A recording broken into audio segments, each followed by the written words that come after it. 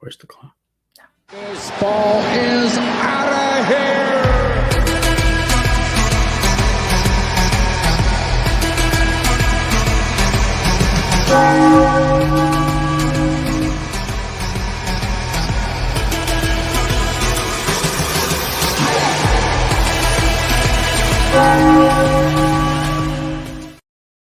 Wow, what an unbelievable introduction to our show. Thank you to Mr. Crockpot for that.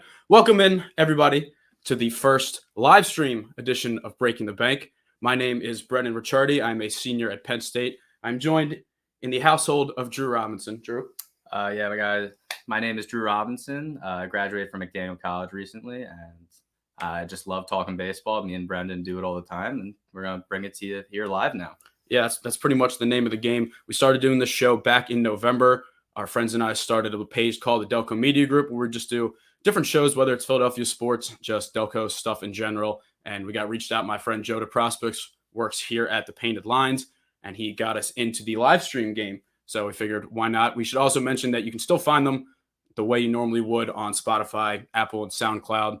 Just the same audio recordings. The whole thing is going to be cut up and put in there. But for right now, happy to start doing it live. Yeah, you guys now also just get to see my lovely candid mess ups and just random loss of train of thought. It's awesome. I swear it's entertaining. Listen, it's as authentic as you can get here. We also have the chat room open. I told my friends to come on here and chirp us. I guess just keep it PG-13, I guess. I don't know. We're tough. We can take it, I guess. Well, The Dark Knight was PG-13, I think that's a good benchmark. Yeah.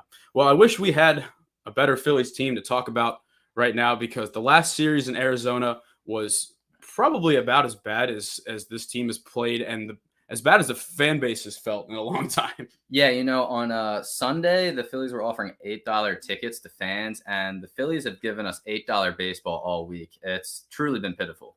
You lose that series to the Dodgers, and it's like, all right, like that's the best team in the league, if not the second best. You lose a series at home to the Reds.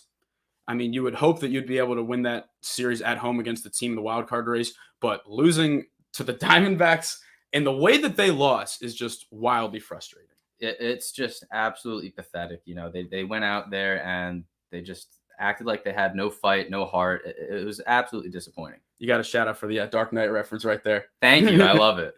Got a big movie guy right here. He can help you out with all that stuff. So on our show, we kind of like to usually start off with kind of like around the league, around, just the rest of Major League Baseball, which is definitely good for the fact that we get to delay the inevitable Phillies talk. Usually we have a soundbite play here, so I guess we got to just get right into it. Yeah, no, that's actually going to be a weird one. We don't get our normal breaks to hydrate and stuff. So here we go. Yeah. Well, I guess to start off around the league, I think the biggest series that I saw through the past couple of days was the Yankees and Red Sox, because the Red Sox had a 10.5 game lead over the Yankees. I believe it was like a month and a half ago. I think it was a month and a half ago. And it's completely gone. The Yankees are overtaking the wild card, 3-game sweep. It's getting real interesting. Yeah, I mean, it is absolutely frustrating watching us get swept by the Diamondbacks, but they, losing to their rival in that fashion is probably way more embarrassing and probably makes them hurt. They probably hurt deep inside. They, as in Boston fans, had a lot to say in the first half of the season. And to their credit, the Yankees were awful, but credit to them, they went for it. They decided they weren't going to just, call this a folded season and just mail it in at the deadline. They kind of went after it with Gallo and Rizzo, and it's worked out. Yeah, I absolutely hate that I can't hate the Italian Stallions. It's a fire nickname, and they're both crushing it right now. Listen, as someone with the last name that I have, it's hard to hate against any team, and especially a guy like Rizzo. I hate the fact he became a Yankee, because now he's just such a likable guy. All right, but hear me out. Here's actually why I can hate the Italian Stallions. That's a Rocky reference, and I actually have beef with that. Yeah, that kind of grinds the gears a little that the Yankees are kind of taking that away. Yeah, that's the, fictional character that we praise in this city. You can't be stealing that from us. Yeah, we'll have to, I don't know. What are some good New York fictional characters? Oh, I mean, there's just so many. But I'd like to steal one from Jersey, I guess. Let's go with Tony Soprano or something. Yeah, we'll work on that. All right, next up here, Shohei Ohtani hit his 40th home run of the season yesterday. And I feel like it's just, I don't know, we're almost desensitized to it every time we see a tweet of him or something about him, that we just need to take a look back. We're like, this is absolutely absurd. Yeah, no, I loved, I'm drawing a blank on who said it today on Twitter, but someone was like, Vladimir Guerrero Jr. is 22 years old, and he's leading in all these stats, but he won't even get a first place vote for MVP, and it's insane. The race, he meaning Ohtani could have gotten hurt in like July, and he would still win the MVP. I mean, right now, I believe he's at 40 home runs, and the ERA is below 3. And you picked him before the year to win. Credit to you. I think the problem that everybody was having with him was he just couldn't stay healthy. Yeah, I mean, that was my like dark horse pick. We did do 2 MVP picks, and the only reason I took it is because we had our stipulations that had to be outside of top 20. So I saw him at 21 in odds and was like, well, he does 2 different things. Maybe he'll get it.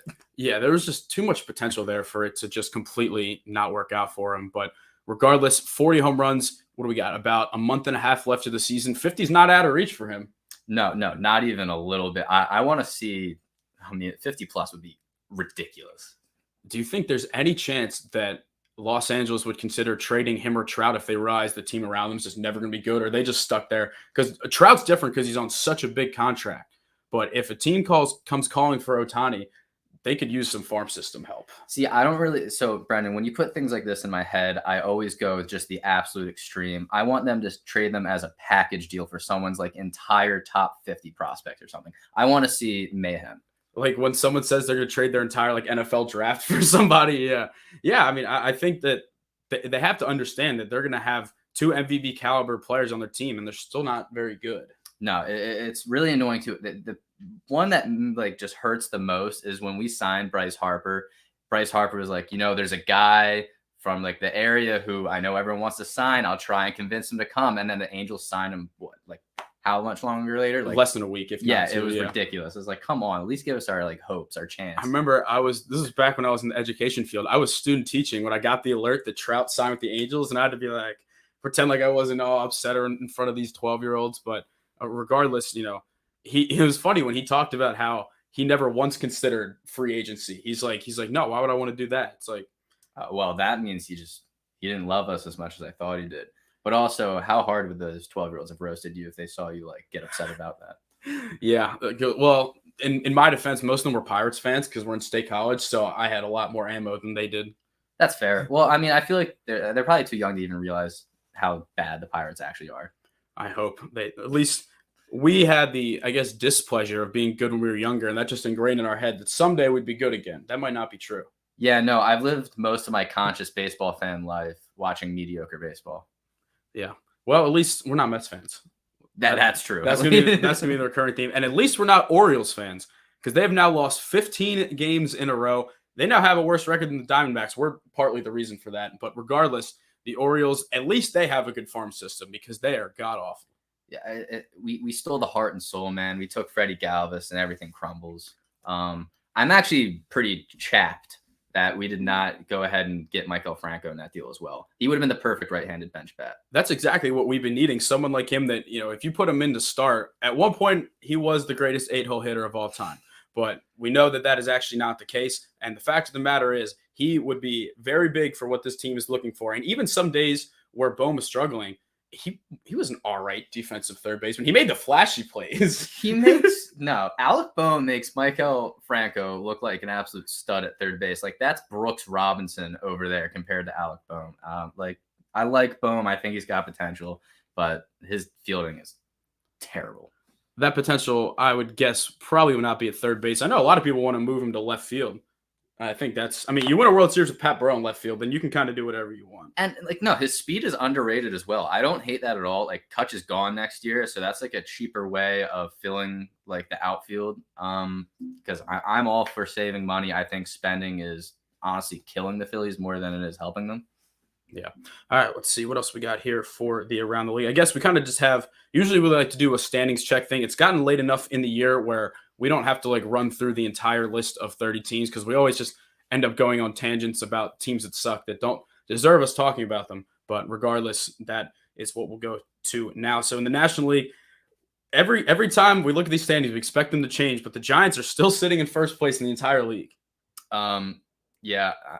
Gabe Kapler's the GOAT. I don't know. No, I've never been a Gabe Kapler guy, but he's doing fantastic things out there. I think he actually did kind of revitalize that Giants team. Yeah, you look at what the Giants have been so successful in, and it was kind of the opposite, like personnel-wise, that what the Phillies had, because you have a Giants team where the bullpen, you just go down and look at the ERAs of their bullpen pitchers, 202, 225, 167, 274, 289. Like they have every single bullpen pitcher would be like the Phillies' best arm. So in some senses, you could say that Kapler wasn't the guy here, but he's been given more talent that fits his skill set.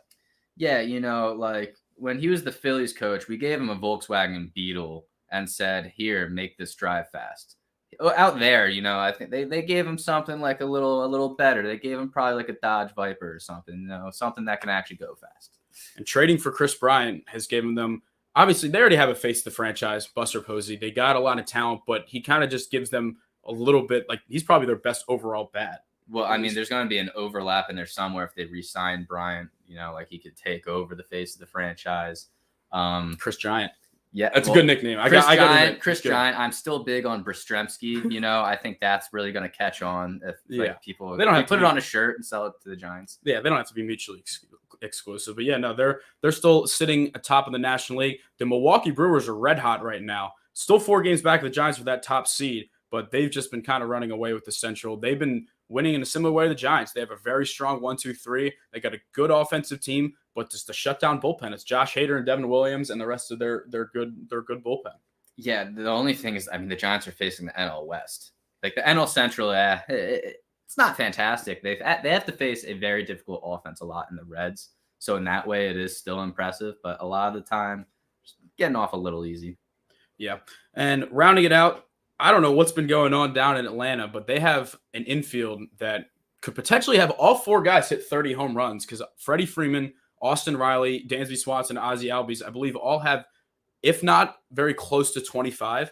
And the fact that they could all finish with 30, it would be expected for them to finish with 30 at this point. I mean, just the amount of talent they've gotten for the amount of money they've spent is just like amazing. It's like the blueprint for what the Phillies need to do. Like people talk about the Rays and A's because they're Moneyball type teams. I think the Braves are the perfect middle ground in terms of spending and getting the production for it. And the reason that they're able to make these moves, like you lose Acuna, you lose Ozuna, you lose Soroka and Noah, like you lose all these guys, they can make these moves because they draft well. They got all these prospects that they can trade. They got Jorge Soler, Adam Duvall, and Jock Peterson. You get an entire new outfield just the trade deadline. Why can't we do that kind of thing? Because we don't have the prospects for us to be able to make the deals that people want, like the prospects for. Yeah, I mean, the fact that they got Adam Duvall again, I was like, come on. They just didn't even need it. And, like, also just think about how, like, amazing it is. We signed Bryce Harper 13 years, $330 million because we need him to help sign free agents. Well, they signed Ronald Acuna 10 years, $100 million. And it's like, well, yeah, he'll attract free agents. Oh, and we can also have the money to spend on him because this guy took such a good discount. Yeah, the Braves, it's just, this was supposed to be the year that they, this was supposed to be a punt for them. When you lose Acuna for the year, I thought they were a wash, but credit to them for going for it. They realized that the 2 teams above them, I guess, weren't as good as they thought they were. And they said that even depleted, they could still win the division. Yeah, no, they're proving that to us pretty well. Yeah, still we're at full force, man. We're getting there. The Dodgers, they're 9.5 games up of the Padres for the second wild card spot. So it's safe to say the Dodgers will be, at the very least, playing a wild card game. It kind of sucks for the fact that with this playoff structure that they have to win a play-in game. They could be like an 105-win team and have to win a play-in game. But regardless, they got the Padres, who are currently squandering their lead in the wild card. They're only 1 game up on the Reds. The Cardinals have kind of leaped back into it, and they're only 3.5 back. Yeah, dude, the NL is going to be pretty nuts. Like, I think what were we talking about earlier in the year? We were saying like AL is more top heavy and the NL is definitely more like up for grabs. Well, it's a lot more up for grabs than I even imagined. Yeah. I mean, I think if I had to put my money on someone to win the NL right now, the Dodgers are always a safe bet. Like, they got so much talent. They could be getting Bauer back soon. I know there was an update in the case where he could potentially come back this season. But regardless, it's going to be very interesting to see if the Giants' bullpen arms are able to shut their bats down come October. If they get Bauer back and the fact that they traded for Scherzer, they're going to have like 4 Cy Young winners. They would have a Cy Young winner in the bullpen and David Price. Dude, I hate that. I hate that so much. Yeah, I saw someone writing articles saying they're turning into the Yankees, but regardless. They've been like Yankees. They've been spending money like this for a while. That World Series didn't impress me that much because they've been spending money. Yeah. All right, moving on to the AL, the team that they beat in that World Series, Tampa Bay Rays, still sitting in first place. You trade Blake Snell, you let Charlie Morton walk, Tyler Glasnow tears his UCL, and you're still in first place by 5 games. Yeah, dude. I mean, I really don't know. It's just, why can't we, with our full force roster, be as effective as these other teams are while they're hurt? I don't get it at all. I don't know if it's a mental thing. I don't know what it is, but the Rays, they swept the Orioles as they should. The Houston Astros sitting in second place. I think I wrote about it a little earlier. The cheating thing, like, I'm kind of moved past. I'm not going to like them, but I think that they're obviously showing that they can still hit regardless of the circumstances. And no, they can absolutely hit. It's just, I mean, I don't think I'll ever get past it, just because as long as no one else gets caught, I just want to have someone I can get mad at. And especially since they won, it makes it that much better. What about when, what's his face? Ryan Spader went on Twitter and just put a bunch of allegations out that he said Chase Utley was the biggest cheater of all time. Like, you can't say that in a Philadelphia market unless you have 100% certainty that, and then proof. If anything, that's what I'm saying. Like, you can say it. You just got to back it up. Because remember, like, Ryan Howard, wasn't he caught up in that whole PEDs case? Like, his name was on the list, but I don't know if that ever, like, anything. That boy's just big. All right, wrapping up the division leaders in the AL, the White Sox are sitting in third. They took 3 out of 4 from the A's this week. Big week for them. I think watching them in the Field of Dreams game, they kind of had, you could just like see it on display, just how much fun they had playing, especially with each other. Yeah, no, I mean, first of all, that game was just absolutely sick. Like, there's not many Yankee games I want to watch, but that absolutely was one of them. I love the White Sox uniform so much. I thought they were so clean. Every single uniform they put out this year, whether it's their City Connect ones, I like their whites, their blacks, like, they're great. Like, I don't think they have a single bad one in the bunch. The red and blues are great. No, I'm actually gonna go out and say that I really don't like the black pins, like the black uniforms with the white pinstripes, just because they tried to put that like camo kind of stuff in it. I think it made it look way cornier than it should have been. Yeah. All right. Last but not least, the Yankees and A's are both within a game of each other in the wild card. We have not gotten the chance to see a Yankees and Red Sox wild card game yet. That might be like the most streamed wild card game of all time, I would imagine. I think it would be a lot cooler if people fought these days. Who says that they won't? 1-game playoff. You never know. A 1-game playoff. They're not going to fight. People are going to be scared of getting thrown out and stuff. Maybe if the game's almost like if already decided at that point, perhaps. Like the losers. Just the losers pissed. The Broad Street Bully method. Yeah, they throw at them. I don't know. I think if you get a Yankees, Red Sox, and then a Padres, Dodgers wild card game, those are, arguably 2 of the best rivalries in the sport. Dodgers and Giants. I guess this year is kind of back. Yeah, that's arguably like bad for baseball though. If you're like both your wild card games are gonna be like one divisions. I don't like that. Yeah. Well, I guess we'll have to wait and see. The Phillies actually they're not too far out of the wild card. They're 5 back right now.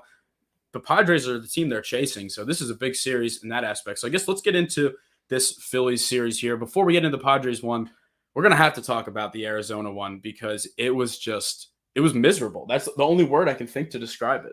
I don't know who died, but rest in peace. It was like if you're just going to lose 3 games, that's one thing. But the way that they lost them and the fact that for 2 of them, we had to wait until 9:40 to watch the game, like that was a depressing, falling asleep at 1 a.m. Like, wow, this is the team that I root for and the team that I cover. That's a tough reality. It's just one of those ones, like one of those series where if we had like Dutch Dalton, like there's the famous story, Dutch Dalton went to the Marlins and said, yeah, you guys have a nice country club, but we're not doing this anymore. It's like you need someone like that in the clubhouse to just like I would take Carlos Santana breaking a TV right now. We need something like that. Yeah, like who are when you think about the voices on the team, Harper is undoubtedly the face of the franchise, and if they had a captain, you would most likely call him that. But a lot of stuff I've seen about him is he's a little more like quiet, like he's not as much a vocal leader in that respect. So I wonder who the guys are that would be the ones that would kind of keep things in control. Yeah, I'm going to go ahead and say, Bryce Harper's not our captain. Not even a little bit.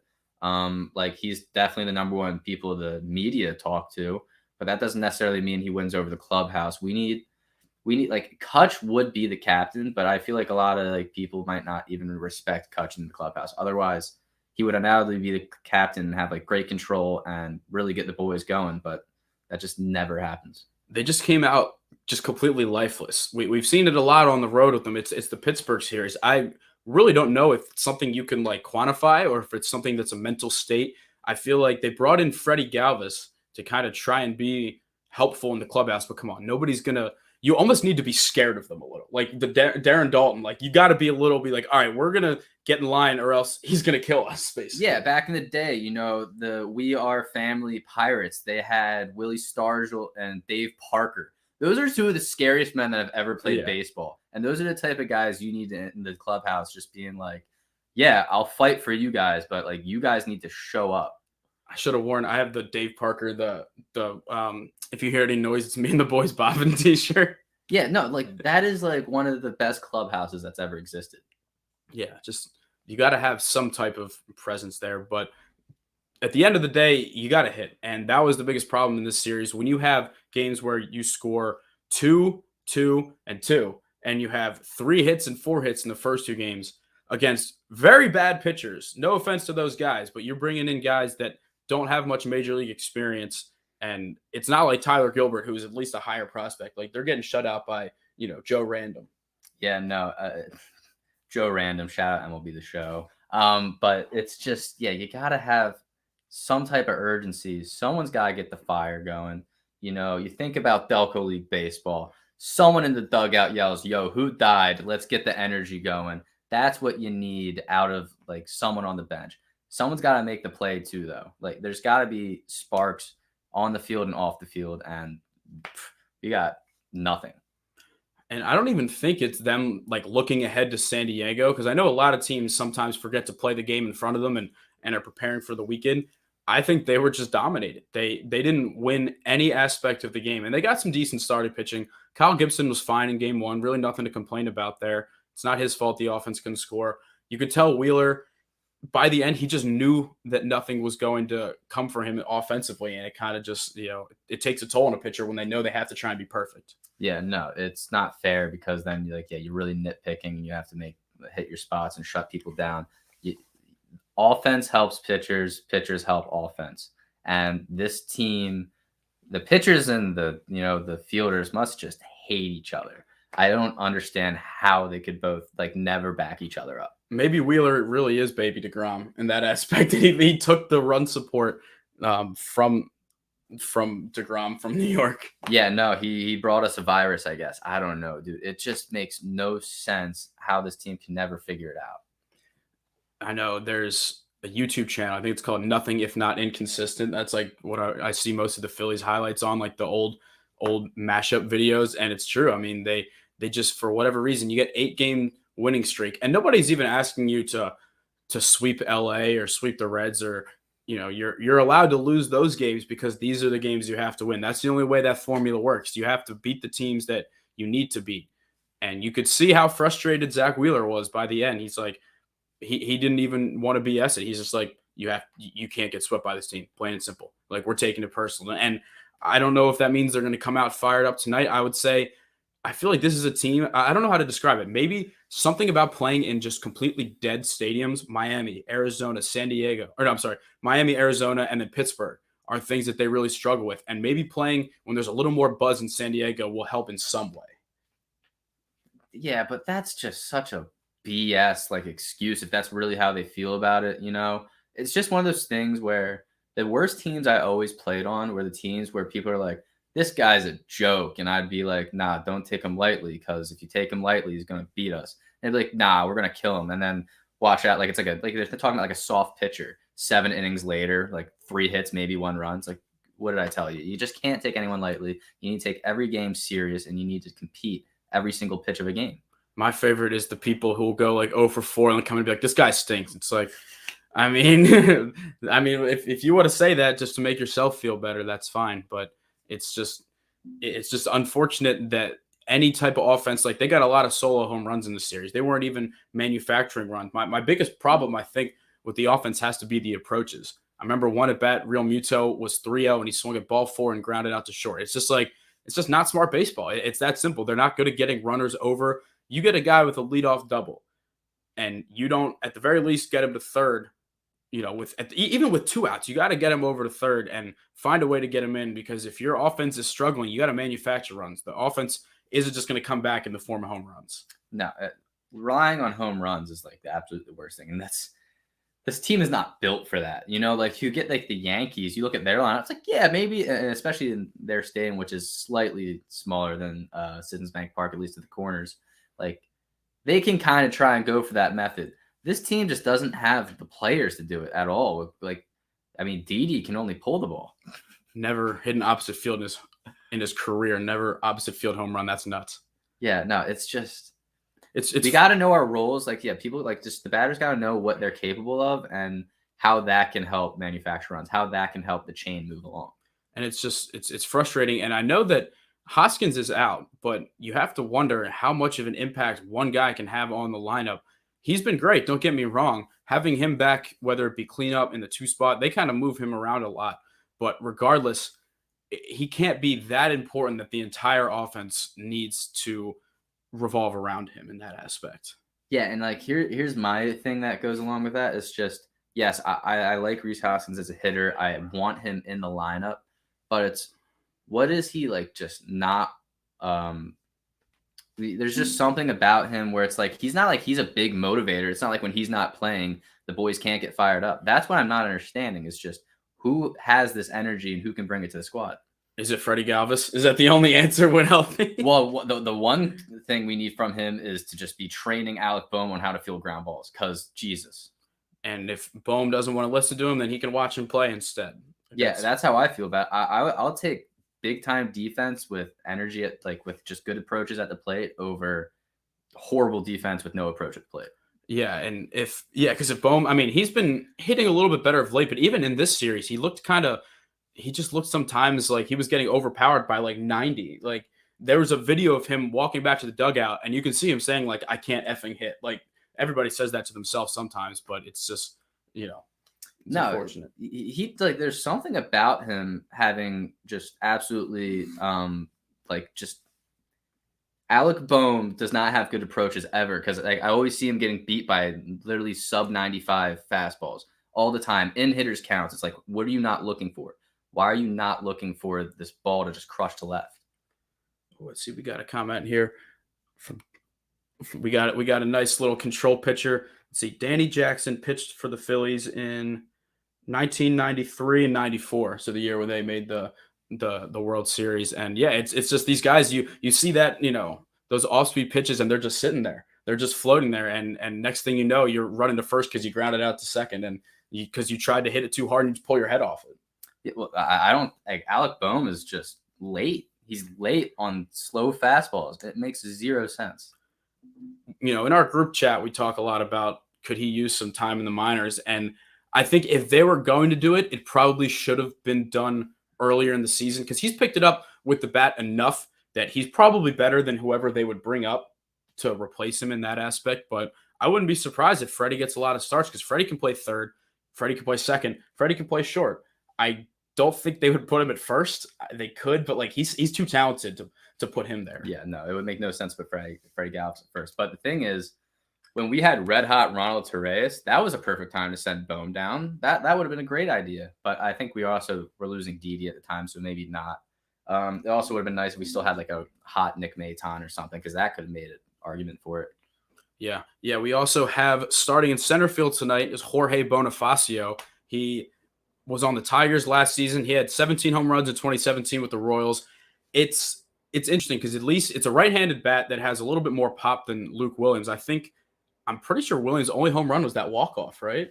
Yeah, I think. And I don't know why the rationale for having him start over bringing Moniak up is, but apparently he's been doing really well hitting in Double-A, did even better in Triple-A. So breath of fresh air, who knows? Yeah, I mean, I like offense. I like the idea of putting his bat in the lineup, but this man's not a center fielder. I don't understand that logic at all. Like, you look at him, and you just think, well, that is a left fielder, corner infielder if I've ever seen one. And especially in a big stadium like San Diego, there's a chance that this weekend does not go well in that respect, but hopefully they can at least get the bats going, because that's more of a concern for me.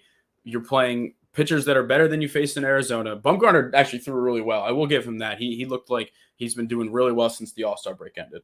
Yeah, but I'm still not happy getting beat by the guy who signed with Arizona basically so he didn't have to play playoff baseball anymore. Like, there's no other argument for why he signed there. And if he didn't want that, then he would have wanted them to trade him at the deadline, and he doesn't because he doesn't care. To his credit, though, he's already got his 3 rings. But he's the greatest World Series pitcher of all time, and I feel like that's actually why he wants to avoid. He doesn't want to do that again. Yeah, that's what I'm saying. Like, this man literally is like, yeah, I don't need to go back. I'll keep signing with like these teams, whatever. Just teach the young pitchers, stay in the desert where you can. What is he? He's like Rise Horse or something. Oh yeah, he's a cowboy under an alter ego. Yeah, I love it. That story was awesome. But I mean, Bumgarner, he knows how to pitch, so it's a little bit more understandable. But we got Blake Snell coming up on Friday night. He actually hasn't been as good as they would have expected coming over from Tampa Bay, facing Matt Moore. So you got to think that they have the advantage. But let's talk about Matt Moore real quick, because 6 no-hit innings his last time out against a good offense. Matt Moore, don't worry, boys, just get me 1 run more. Like, come on, I love it. I love it. I hope he keeps it up though, because I will say, like, if he does actually have another outing like that, I would say Joe, let him ride a little bit. But it's interesting. It's gonna really mess with us, because I bet he has a bad outing just because. And it's weird because they do the same thing with him that they do with Ranger, that they do with Vinny, with Howard. They keep moving him back and forth from the bullpen to the rotation, and that's why he had to be taken out of this game. He hasn't thrown more than 6 innings, I think maybe all season. I would be surprised if he did, but it's just the fact that some of these guys, they have to perform better. At the end of the day, they're not being put in the best position to succeed all the time. No, I don't understand Joe's ideas with pitchers at all at times, because they're immediately when Ranger Suarez was piggybacking Spencer Howard, that should have been an obvious, all right, jump him to the rotation now. Then there's also just this situation with Matt Moore. It's like, well, he's not ready to go more than 6 innings. It's just constantly flip-flopping people, and they're not ready. You're absolutely right. They're just not ready for whatever role they're being given. You could see in Spencer Howard's introductory press conference in Texas, he was giddy at the fact that he wasn't here anymore. He wasn't even pretending to have a poker face that he was, not excited about not having to deal with going back and forth anymore. It's some point where, as a player, of course, there's some accountability there, but you can be put in a situation that can ruin all your confidence and your talent and whatever it may be. And that's kind of the road they've been going down lately with guys like Kingery, Moniak. Kingery has to take some accountability, of course, but they're not helping him out. Well, I mean, I do kind of love the fact, though, that Spencer Howard got giddy and then still only went 3 innings in his first start for them. Yeah. I'm fine with the Howard trade. Also, because Gibson's been really good, and Kennedy had a little bit of a rocky start, but I think overall he's going to be a much-needed, reliable arm.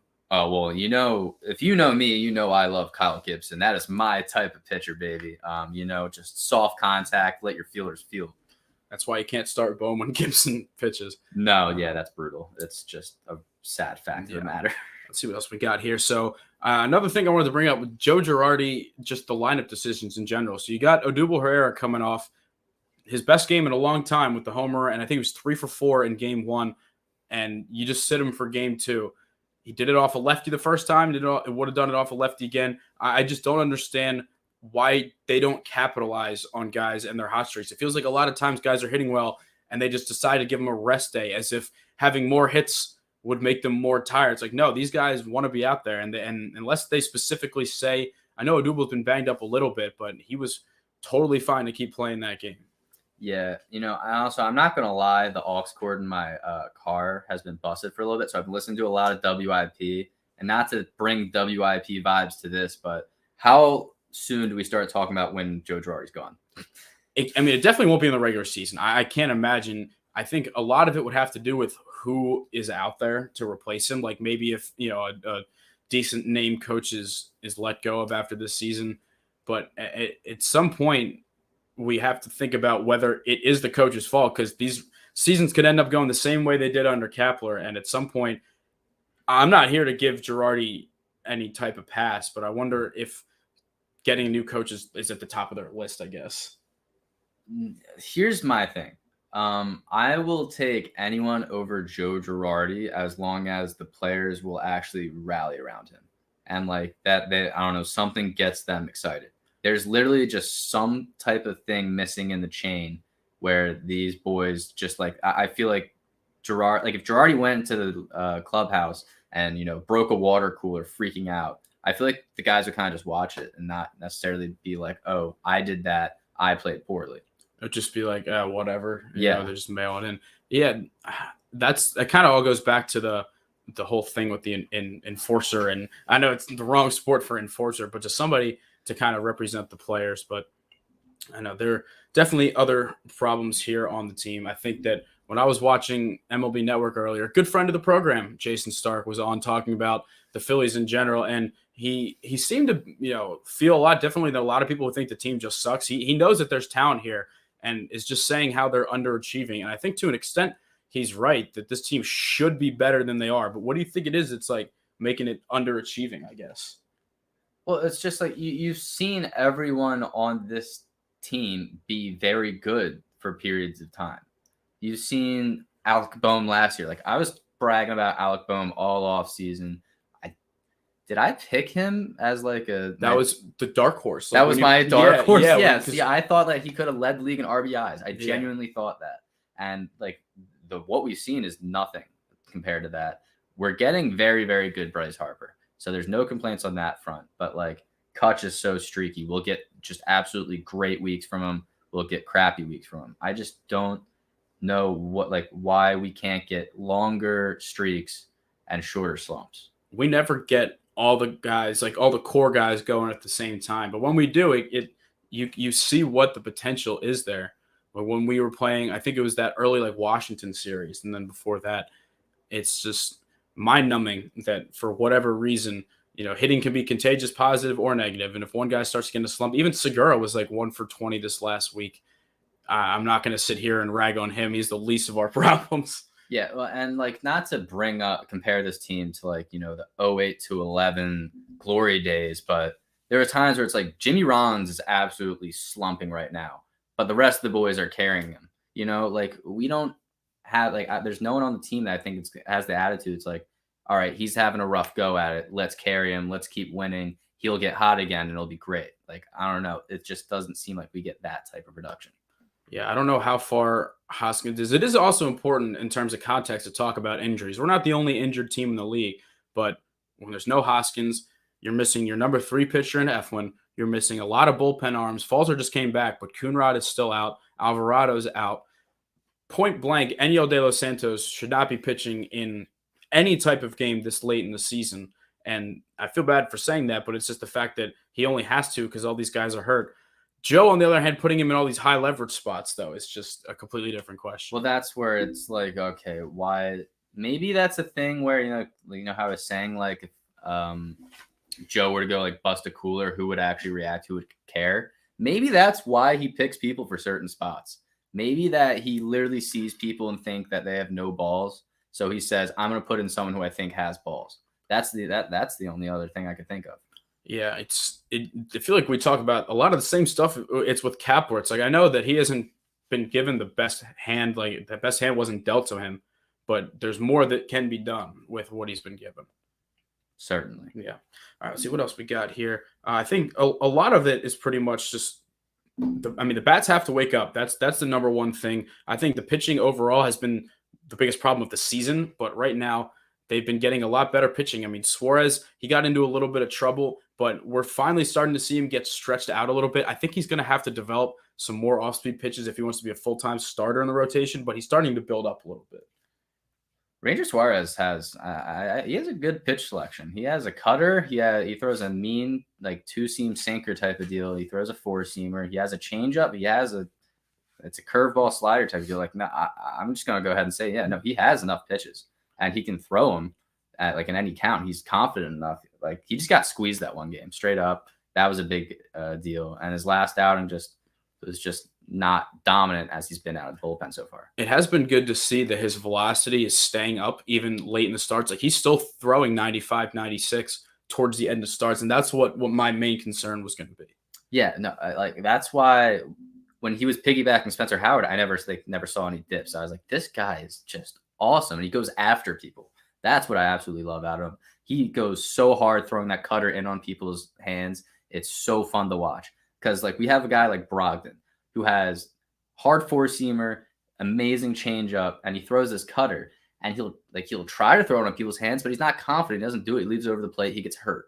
And that's where I like Suarez a lot. I think Suarez can literally be like, I'm going to throw this in on your hands, and I know it's going to be on your hands, and you're not going to do anything with it. I think Harper had a quote about Suarez basically saying, like, he's not afraid of anything. Like, I think I do like the confidence in the quote that he said something like, when we make the postseason, we're comfortable sending him out there. I do like that confidence. And I think that if anything, this Arizona series could probably be considered the low point of the season. And I think if there's anything to take from that, it's that maybe something went off in the locker room that they were just so embarrassed that they're like, all right, enough's enough. Like, that's all you can hope. I'm just saying, I thought we've hit that point a few times this year. It's just like something should have already pissed them off. And this should have just been maybe a hiccup after like a lot of good times. Cause a sweep by the Diamondbacks is embarrassing and can happen, but we can't have it after riding such a high streak a week ago and letting it absolutely slide. It's like the old saying is like, right when you're out, they pull you right back in. And then this is what happens after that quote happens. That's what the problem. This team has been trying to capture this fan base for the last 10 years. The Eagles have always and will always be number one. That's not exactly a surprise, but they had the chance after that Mets series to reel everyone in for a playoff push. And now even if they win the series, there's going to be people that it takes them another 2 weeks to get back on board because they watched that Arizona series and like they're done.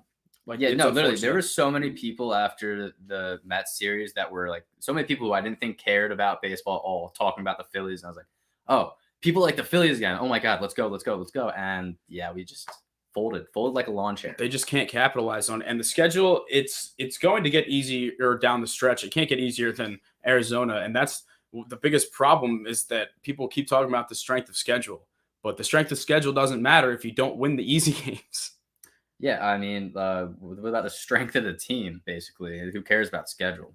Yeah, we got a tough test next week. After that, you got Tampa for 2, but then 4 at Arizona, or 4 home versus Arizona. Then you got the Nationals and the Marlins. Like, you have to come out of that. You got that series versus the Nationals and the Marlins. They're both away, which is what scares me.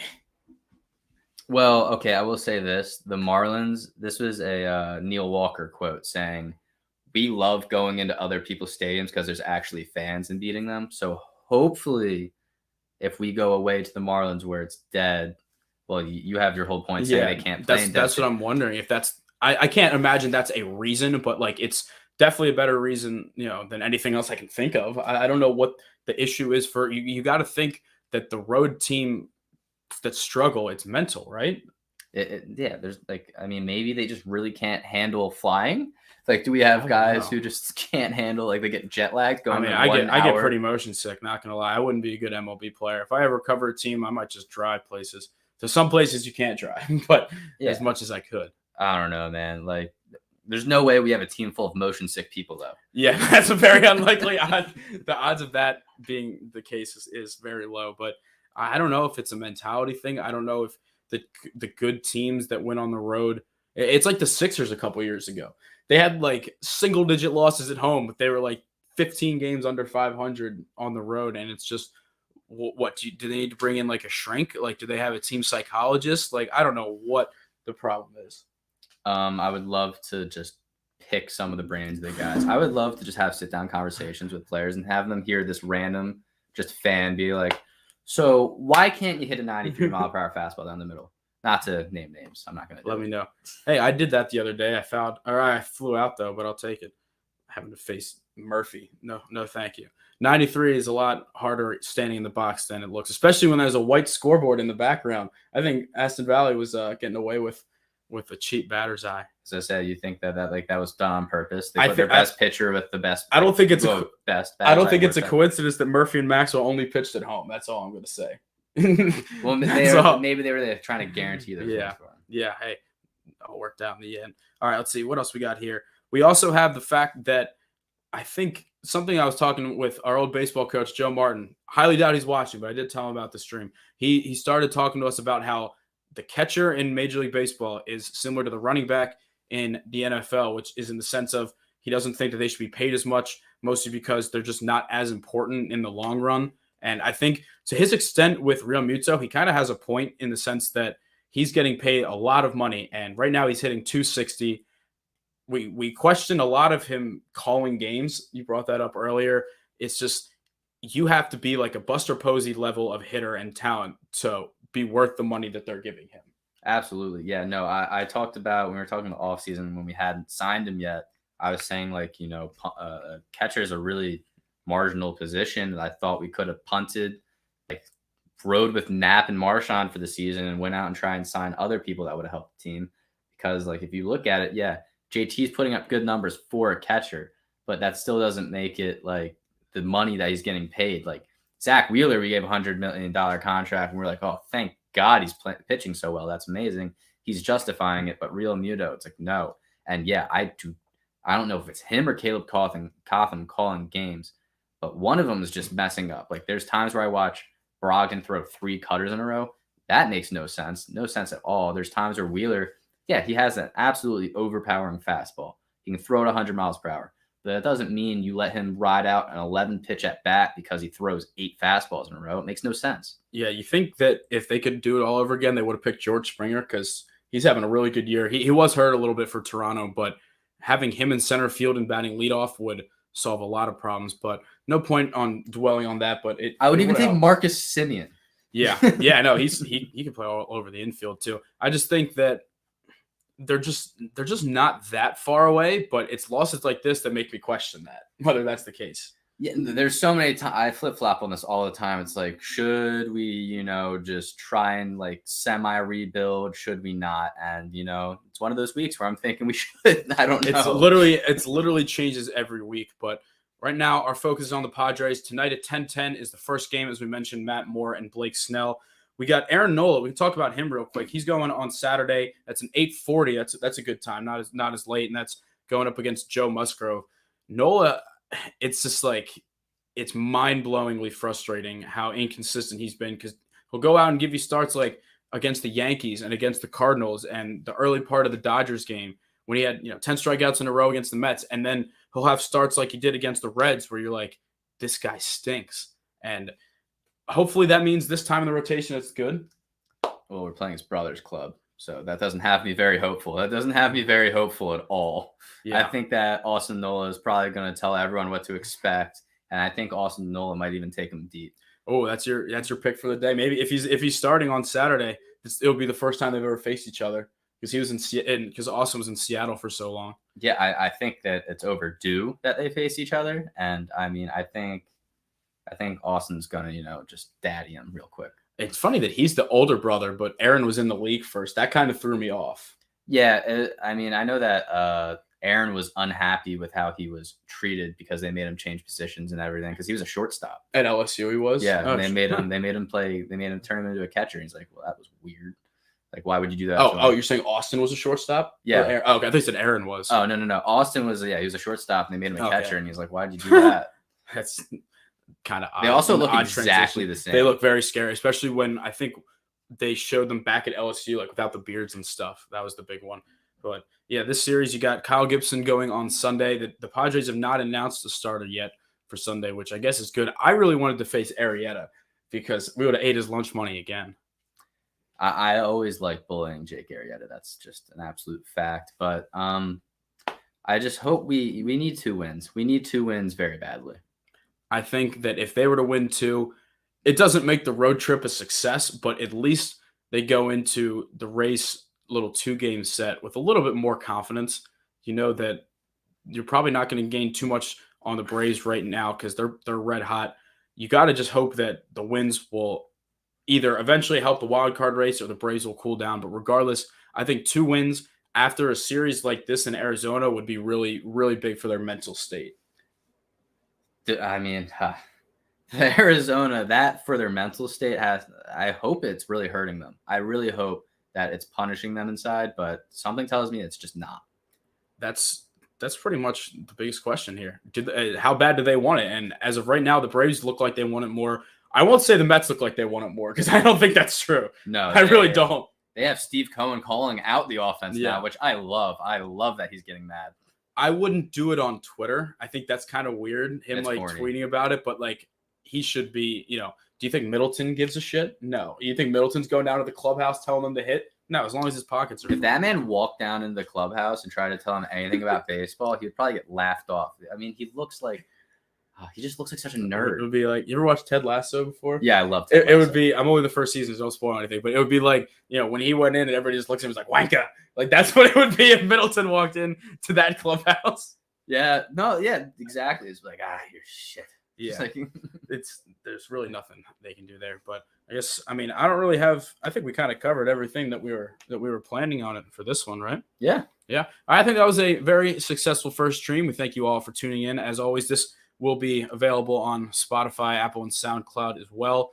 I don't know how often we'll plan on doing. It kind of depends on the series and our schedules and stuff. But I would imagine at least once a week. We could definitely make that work. This will be the last time we can do it in person because I'll be going back to school here, but not the last time ever. Just the last time for right now. But at least I don't know. We'll have the side-by-side screens. I mean, buddy, it might be the last time in person. I'm moving to Bethesda, Maryland. It might be the last time ever. It might be the last time ever in person. I don't know. We'll make it if there's like a weekend playoff game somehow. I would make it back for that. Yeah, just go down to Cams or something. It'll be close. Yeah, that's true. That is true. All right. Well, thank you everyone for tuning in, and we'll see you next time.